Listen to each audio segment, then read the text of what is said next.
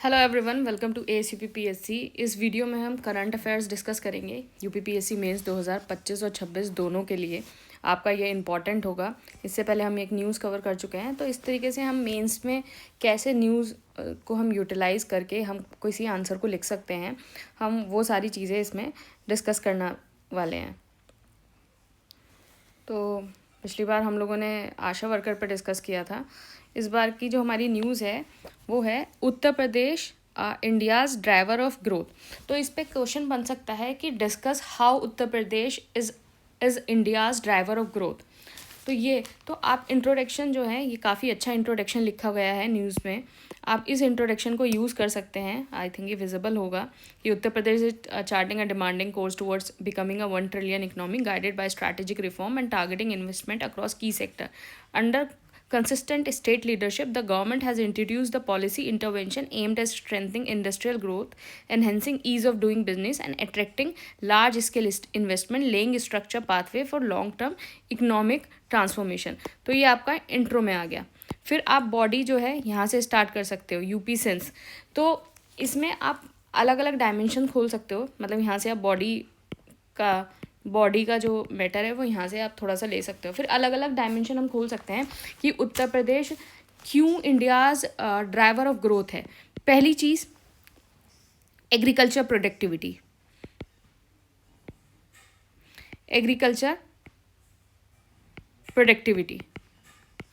Agriculture productivity में क्या है कि उत्तर प्रदेश जो है, यूपी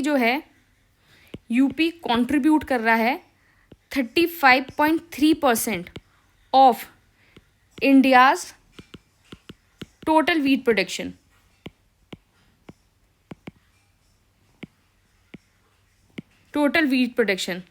और राइस में जो कंट्रीब्यूशन है यूपी का वो है 14.7%। टोटल जो है वो राइस प्रोडक्शन है इंडिया का एग्रीकल्चर प्रोडक्टिविटी में। और जो यूपी जो है वो 20.5%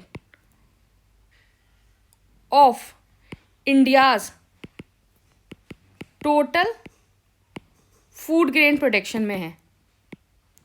और ये डाटा जो है वो आपका है 2024-25 का डाटा। फिर आप एक ग्राफ भी बना सकते हैं जिसमें आप प्रोडक्टिविटी ग्रोथ दिखा सकते हैं राइस और वीट की, इस तरीके से कि आप 2001 से 2002 और यहाँ 16-17, यहाँ 17 से 25। तो राइस में कितना था 21.2, यहाँ 23 और ये 28.6, ये राइस का है। एंड वीट का क्या है 27.6, 31.1 और 40.7, ये वीट का है प्रोडक्टिविटी। इस तरीके से आप इसकी प्रोडक्टिविटी को दिखा सकते हैं।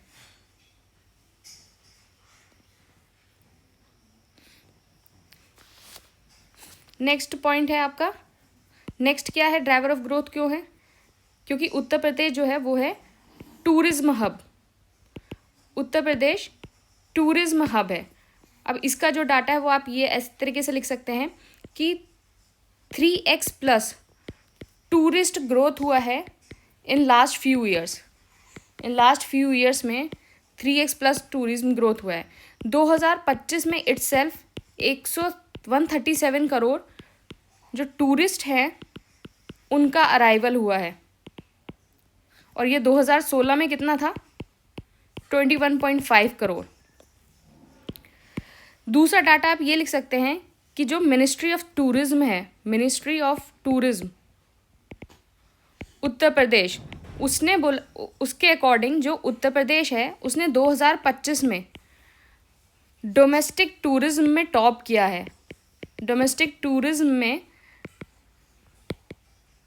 किया है। और उसका उत्तर प्रदेश का 4th स्पॉट है for arrival of 3.66 lakh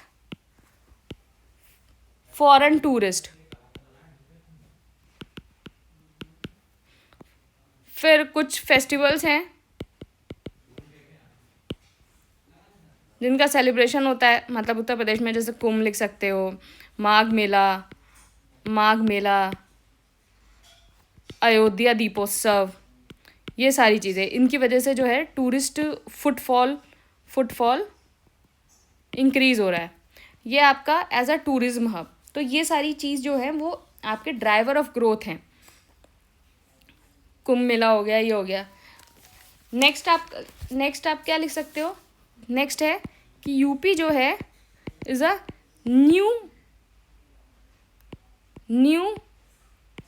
era of industrialisation. UP is a new era of industrialisation.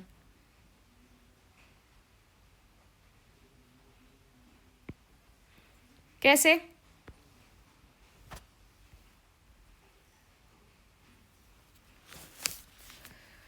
Uttar Pradesh में 30,021।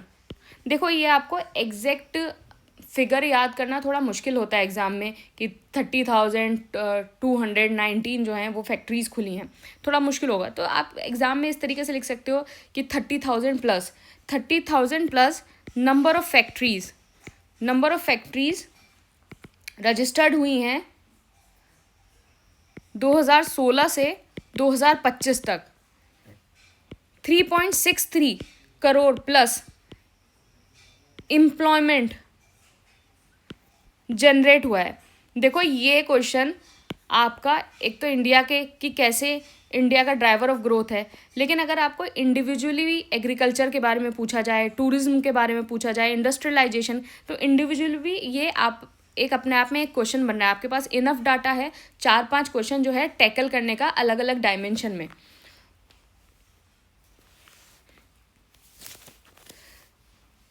दूसरी चीज़ क्या है कि 96 जो यूनिट्स हैं वो रजिस्टर हुई हैं इन SEZ, स्पेशल इकोनॉमिक जोन में, and other financial economic zone.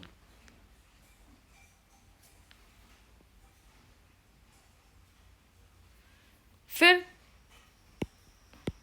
एक और पॉइंट आप ये इसके लिए ये है कि नियरली 23,000 MOUs साइंड हुई हैं on invest यूपीज Sarathi portal. Invest UP Sarathi portal में जो है इतनी हुई है, और इसकी वजह से there is a projection of more than 90 lakh new jobs. 90 lakh new jobs इसका प्रोजेक्शन है। फिर 4th पॉइंट क्या हो गया?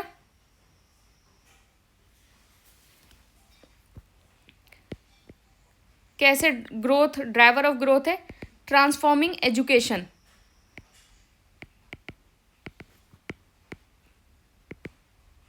Achievement and initiatives.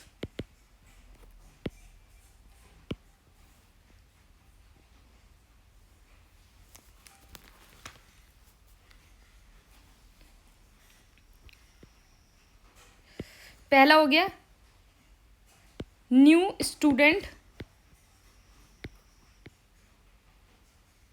एनरोलमेंट। कैसे अचीव हुआ है? अचीव थ्रू या न्यू अचीव थ्रू स्कूल चलो and Sharda programme reducing drop out rates. ये हो गया। फिर दूसरा पॉइंट क्या है? Expanding specialised. देखो अगर एजुकेशन पे क्वेश्चन आता है तो ये सारे points are enough to write. अगर एजुकेशन पे कोई आता है तो these points are enough to write in the exam. आप आराम से इन चीज़ों को आप लिख सकते हो।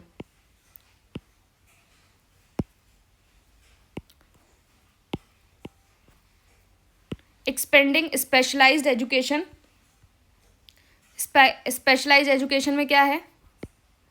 18 अटल आवासीय विद्यालयास और 746 modernised Kasturba Gandhi girls school. फिर क्या है? Operation Kayakalp, modernising facilities,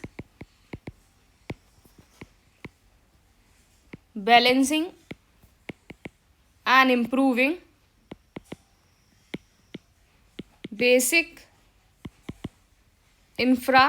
infrastructure in primary and upper primary school।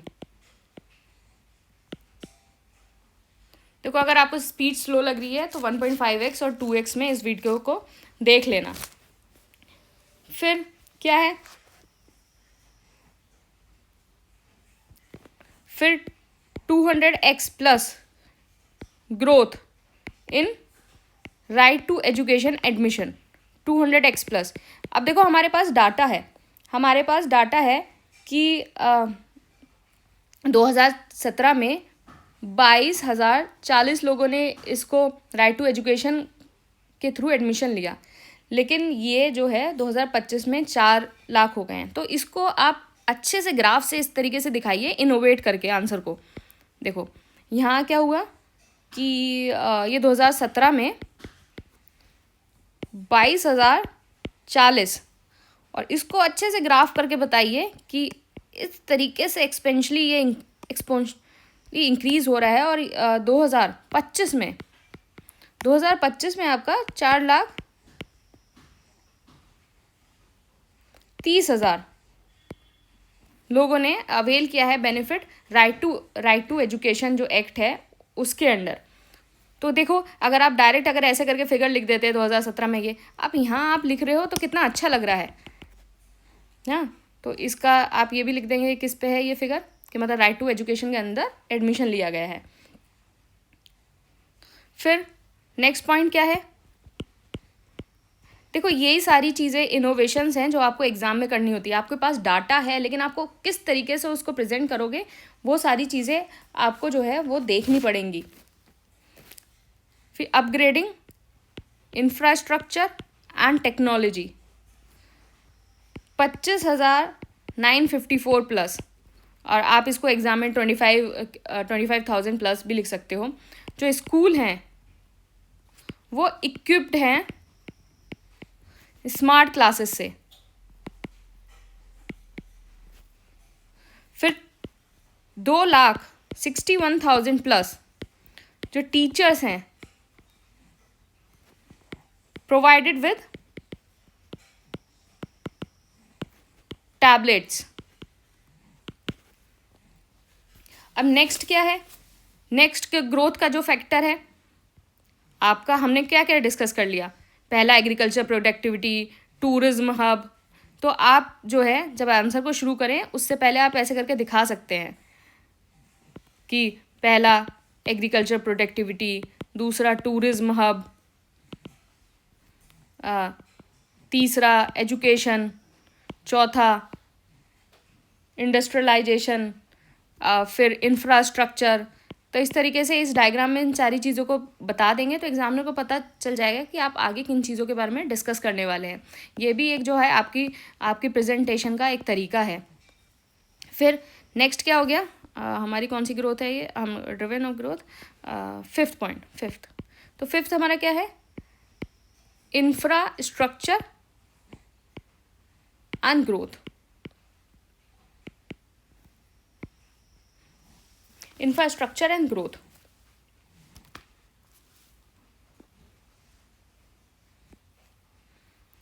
तो एक्सप्रेसवे नेटवर्क, तो एक्सप्रेसवे नेटवर्क कितना एक्सपेंड हुआ? आपके दो थे 2017 में, टू 22 इन 2025। इतना आपका एक्सप्रेसवे जो है वो इंक्रीज हुआ है। फिर एयर कनेक्टिविटी,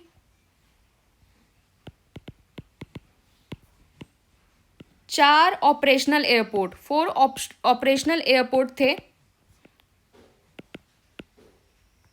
2017 में, टू 16, तो ये 4 गुना हो गया है आपका, 4 गुना। विद रीसेंट आप ये भी लिख सकते हैं, विद रीसेंट जेवर एयरपोर्ट, जेवर इंटरनेशनल एयरपोर्ट नोएडा के अंदर। फिर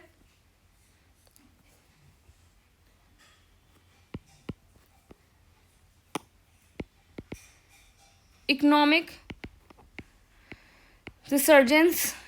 रिसर्जेंस में क्या आ गया कि आपकी जो GSDP है, इसको आप पिक्टोरियल में उसमें दिखाएं, बार डायग्राम में, तो आपको ज़्यादा अच्छा रहेगा। देखो क्या है, 2016-17 में आपकी GSDP कितनी थी, अप्रॉक्स 13.3 लाख करोड़, और ये कितनी बढ़ी है,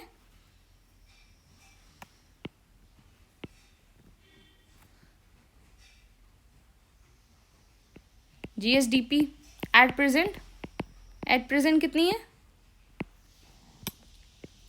13.14 लाख करोड़ अप्रॉक्स इन 9 ईयर्स। इतनी इंक्रीज हुई है। तो हमने काफ़ी जो चीज़ें हैं वो कर ली हैं, और काफ़ी सारे डायमेंशंस कवर कर लिए, एग्रीकल्चर कर लिया, टूरिज्म कर लिया, एजुकेशन कर लिया, इंफ्रास्ट्रक्चर कर लिया। तो इंडिविजुअल भी अगर इन पे क्वेश्चन आए तो आप आराम से टैकल कर सकते हो विद डाटा, आप आराम से डाटा दे सकते हो। अगर पूरा मर्ज करके अगर ड्राइवर ऑफ ग्रोथ के बारे में पूछा जाएगा तो आप तब भी इसको टैकल कर सकते हो इस हिसाब से। तो thank you and all the best.